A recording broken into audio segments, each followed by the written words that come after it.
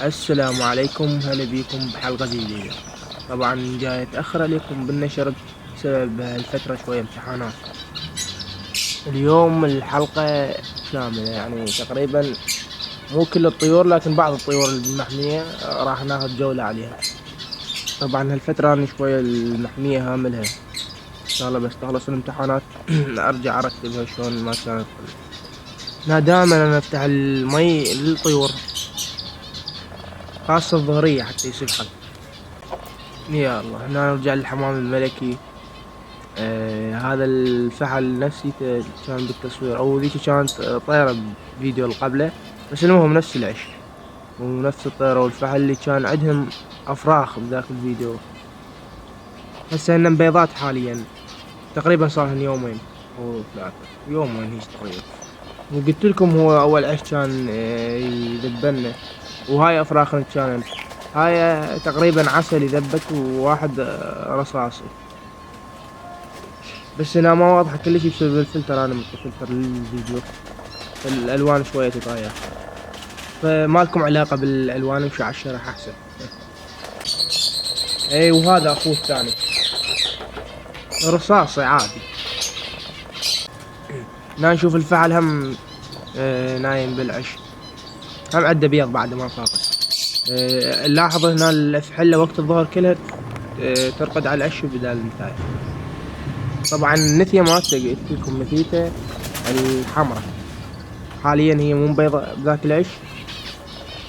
رجعت زوجت ويا فحل ثاني، وواضت بهمات بهذا العش اللي بصفه.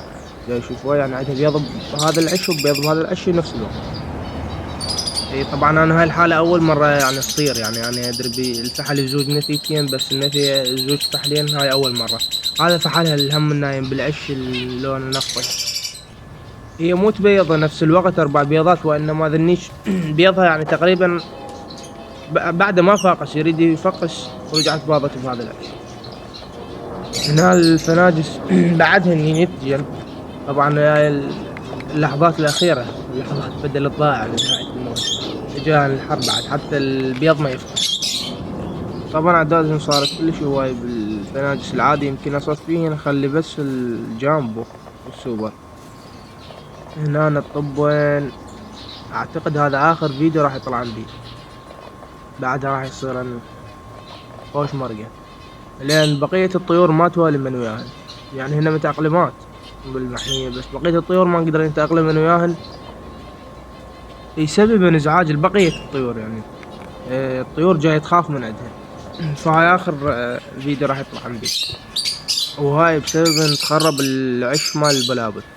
اي فان هسه وضجت من عندها. طبعا اكو طيور ثانية بالمحمية غير الفينيشات، اعتقد راح اخصص حلقة ثانية. هاي النتي الفنجس قديمة كلش عندي، يعني من بداية المحمية، من الأمهات الجامبو كان من بداية المحمية.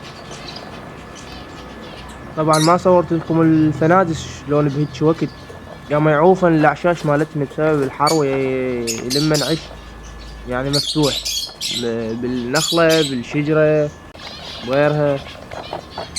يعني حرامات ردت الطب يتكاثر بالمحمية، واصور لكم اياه. اثار انا هم راح اصور لكم اياه، بس راح اصوره مطبوخ، او اصور لكم اياه وانا اطلق صراحة، يعني في وجه الله ما ادري. طبعا لهنا خلص موضوع وشرح الحلقة، راح اخلي لكم فيديو للفناجس وهن